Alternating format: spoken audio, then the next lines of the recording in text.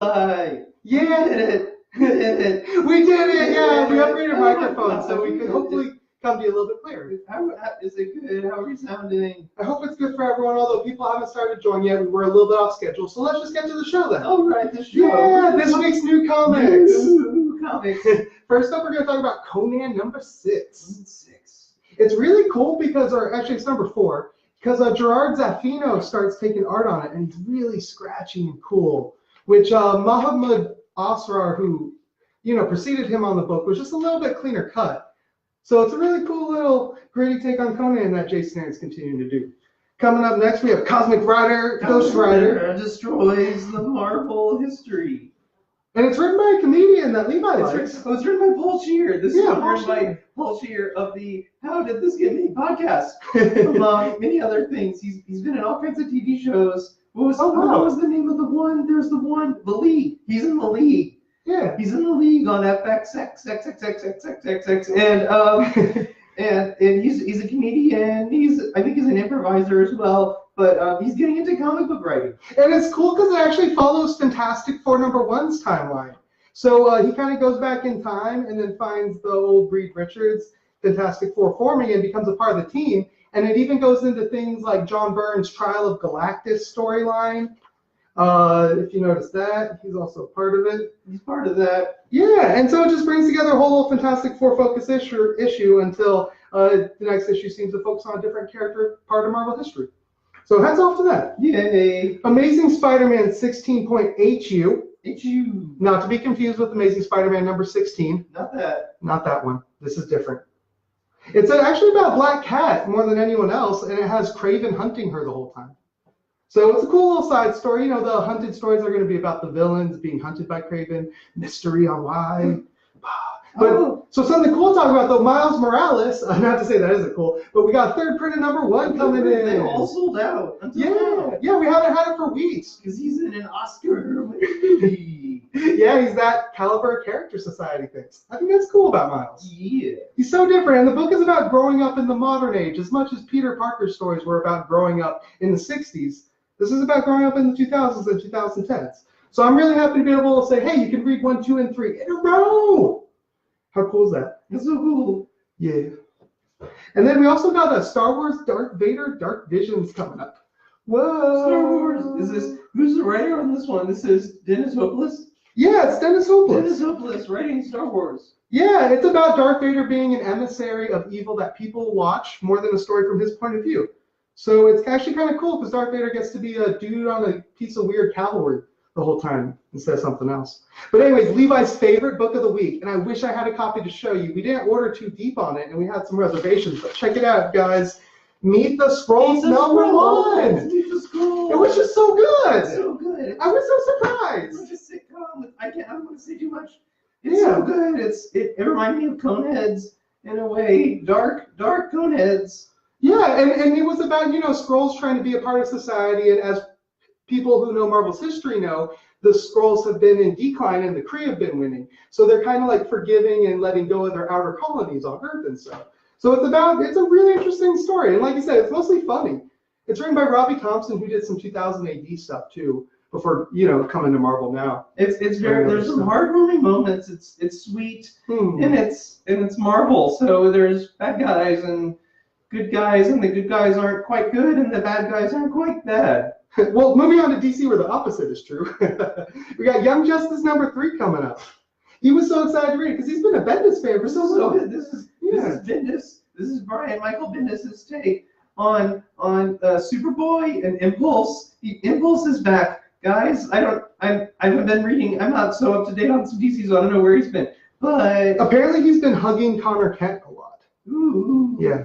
It's very exciting, and they're great friends. And I think it's cool too, actually, to note that it takes place on Gemworld, Amethyst. Yeah. Gemworld isn't too much a part of it deeply. I think hopefully we'll get into what makes Gemworld more in a later issue. But it's just so cool to see them reach into like an 80s fantasy setting. And then they get imprisoned by magic and stuff, and they get to meet each other. And Superboy has a beard. He's kind of super young man. He's grown a little bit. Yeah. There's been some time distortion happening in Superboy's world. And Bendis has been aging the other Superboy too. Jonathan Kent actually went on like a 4-year trip just during one summer when Jor-El, his grandfather, kidnapped him for a fun ride home. So it's interesting how Bendis is actually taking care to age the DC young characters into young adults. And this book is about the 7 crises. And so it's Bendis' take on the DC universe through the spectrum of all the different crises. And it appeals to so many characters too. Like we never see Tim Drake, we never see Bart Allen, Impulse, like you were talking about. There's even, Amethyst is in this. Amethyst is in this. Yeah, literally, that's so cool. And it's a 3-part. Is it 3 parts? It's on number 3 right now. Who knows how long Bendis is going to go? Okay. The stories have a tendency to be long and epic and build on themselves. He's very decompressed. Yeah. But we also got Deathstroke, Terminus Agenda. It's a Teen Titans crossover coming up because Slade Wilson, Deathstroke's identity, is publicly revealed. And actually, Damian Wayne has been wanting to get some revenge on Deathstroke for so long that it just sets up a really cool conflict, I think, coming on for the characters. So it's going to happen in the Teen Titans book, too. Christopher Priest and Adam Glass co-writing parts of it. And finally, though, for everyone who's been waiting, oh my gosh, look at what I have to show y'all. Look at it. Look, so good. Yeah. Doomsday Clock number 9. This may be one of like 4 or 5 we see this year. Hopefully, it's number 9 of 12. So story-wise, we're at that arc where everything's going kablooey. It is. Look, it's just the crisis issue. The crisis issue. All the crises. And it really has finally gotten to be about the DCU colliding with how society has changed its outlook on heroes in the time. Because I don't think a lot of people were into the Reggie, Mime, and Marionette issues. But honestly, I thought those were some of the better parts. Because it's like Jeff Johns talking about people that like either looked up to Punisher or other vigilantes compared to, Superman and Batman's kind of naive, goody two-shoes, right is right. But then you had Mime and Marionette who were criminals much more by circumstance than by intention. But then other people thought that they were intentionally doing what they're doing. So it's a cool little meditation on society and how our values of good really influence things, and how you shouldn't be ambiguous about what's really, really good and righteous. Dr. Manhattan doesn't want us to be ambiguous. Definitely not, and I'm amazed that they're still letting them all hang out. Yeah, it's like, hey, Dr. Manhattan's in a comic, let's just draw it. Not going to share it, not going to want to get banned from Facebook, but you get to see all of Dr. Manhattan. Yeah, like he used to. They're not going to let that happen with Batman again. Well, maybe not. Who knows? Well, anyways, coming up, we got the indie section of our programming, Astro Hustle. Astro Hustle. Yeah, check it out, man. This is a cool one. Yeah, I remember you really liking the art when you were looking through it last night. Here, let's show it to these people. Bam! Got some really, really cool neon future kind of style going on. It's kind of like an exploitation 70s kung fu comic set in the future. So the fact that it's a cryogenically frozen kung fu guy really makes it like a good little fun story. Who knows where it's going to go? It'll probably be something fun to read. Oh, also something else fun to read, Ronin Island. Ronin Island. Yeah. This is a cool genre piece. It reminded me so much of anime and manga. It's not the same thing, but you know what I mean? It's that style that you don't usually see, but you do usually. What am I trying to say? You see lots of like Americans attempting to pull off manga, but rarely do they like do it, That's it. Where it looks good. That's it. And and it's kind of a genre mashup. I don't kind of want to say where it goes, but samurai fight things that may or may not be of this world. And it's a really cool, fun, decompressed take on, a little bit of living. It's also about generations and what we do with authority when we don't need it and stuff like that. There's treads of societal. What? Oh my gosh, I'm so. Oh, it's okay, Levi. You got enough there, buddy. Oh, okay. But anyways, we got a couple more comics too to round out the show for today. We got Middle West #1. Middle West. Coming at you with the 4th and apparently final printing. Who knows if they're actually going to live up to that. If they make more money, they might do a director's cut. I could see that in the future. But anyway, Scotty Young writes this, not draws it though. Yeah, it's really interesting though. It's about like growing up in the Middle West, sometimes being angry at your parents, wanting to run away, what happens. And yeah, it's just a really fun little fantasy epic, and we're so happy to be able to put #1 back in people's hands. Another one everyone just keeps buying every printing. And Die, oh my gosh, Die.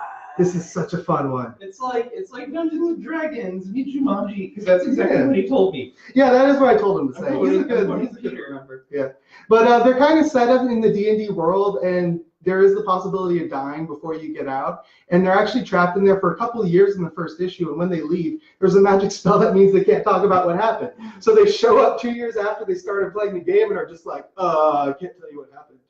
And so yeah, it's not necessarily only about the fantasy world, it's about going to a fantasy world and then coming back. But Stephanie Hans does beautiful artwork in it, and if you've been on the fence to check this out or wait for the trade, let me tell you. Exclusive content! Yeah, comic-only content that won't make it to the graphic novels. Every issue has some back matter. So we can pick up those floppies while we got them. Yeah, even the fourth print is still going to have, you know, like the number 2s, for instance, has a really cool talking about all the caste systems and the different, like, warrior, you know, types of warriors you can be in Dai's world. And Kieran Gillen really tried to be like a different kind of writer. So, like, there's a Godbinder class instead of just, like, a priest or a healer and a magician, you know. So there's really thoughtful stuff going on. And Kieran Gillen's letting you know what he thinks about it. And Kieran Gillen's a great creative writer. Yes. Yeah, Levi likes Kieran Gillen. Great actually. comic. Early fan of his, too. We also got a bonus hardcover section. Yeah, these are fun to talk about. So we got the Eternaut. Check this out. The Eternaut. Isn't that huge? That's as big as you, Levi. I could. You'd have a fun time trying to read that, I think. Into a mirror. But yeah, and it's kind of cool because it has that die-cut cover, so you see the astronaut is actually a savage person beneath. And there's that really psychedelic black and white stuff going on with the hardcover. But anyways, the story itself is I believe a late 40s and 50s South American serially published graphic novel, and it was so politically charged at the time. And I mean, South America has its own sort of censorship going on now, but the writer was disappeared by the government in the 70s. Oh, whoa. And this is like one of those, you know, like hallowed graphic novels that has just not had an English translation in like 20, 30 years. Get your hands on this. So, yeah. Know what you think. And then coming up, the final hardcover we got just completely blew me away with how weird and out of this world it is. It's called Cult of the Ibis. This one's so much fun to flip through. Yeah, it's actually mostly wordless. Is there? And oh my God, look at those end papers in it. And it's just like super deep readings of this different world. There's like recipes characters follow and find. There's museum tours they take. But there's almost no words.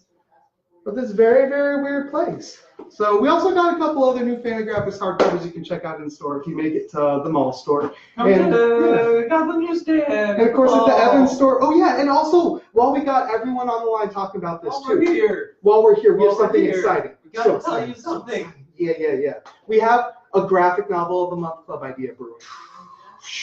A place where we can meet. We can have fun with people once a month, bring some food or drink maybe, and we can, you know, talk about the same graphic novel and provide it at a discounted cost for monthly dues, and really maybe have like a cool band out for a performance and an open mic session after. Let's do this. With a microphone-led discussion where people can share their experience, you know, but it wouldn't probably be big gatherings of 20 people or less, probably.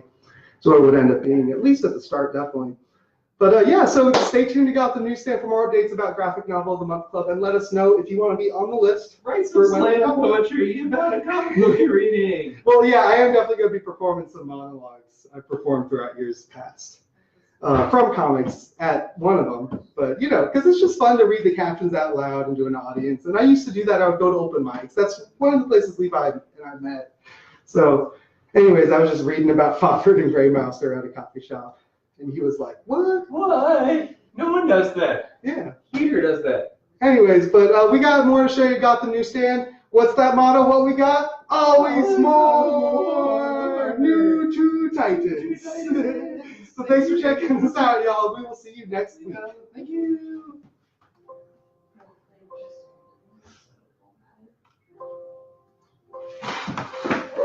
Bum bum bum bum bum. We're jazz ending.